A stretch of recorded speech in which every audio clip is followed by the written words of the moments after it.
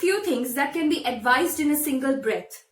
Water for good skin, 8 hours of sleep for no stress, and reading for writing.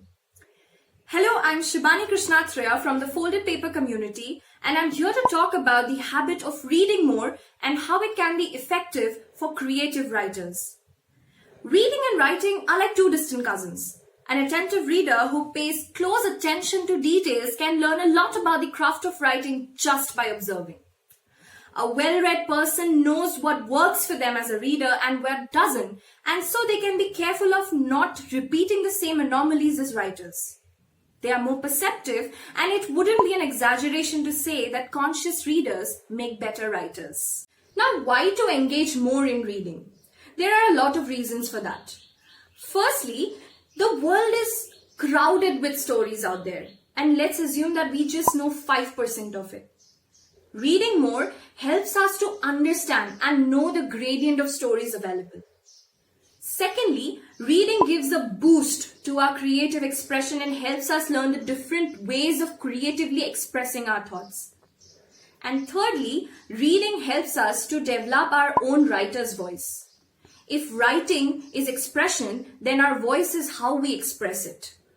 So as we read more, it helps us to engage with different genres, different styles of writing, which in turn helps us in forming or in carving out a well-informed writer's voice for ourselves. Now TFP would like to suggest you a few reading habits that might make your reading time even more interesting. Firstly, try to highlight the sections of the book that you find the most interesting, or maybe write it down somewhere so you can revisit them from time to time.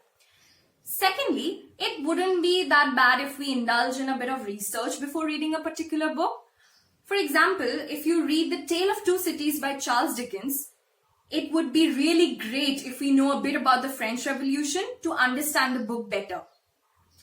Thirdly, create ambiances for your reading time that suits you the best. Maybe have a brewing cup of coffee or tea beside you, switch on your favorite music, switch on those fairy lights.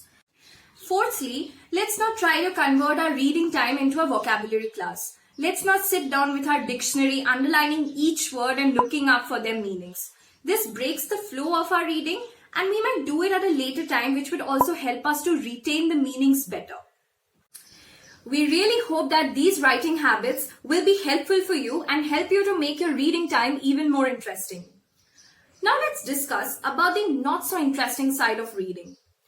Because reading is not always rosy.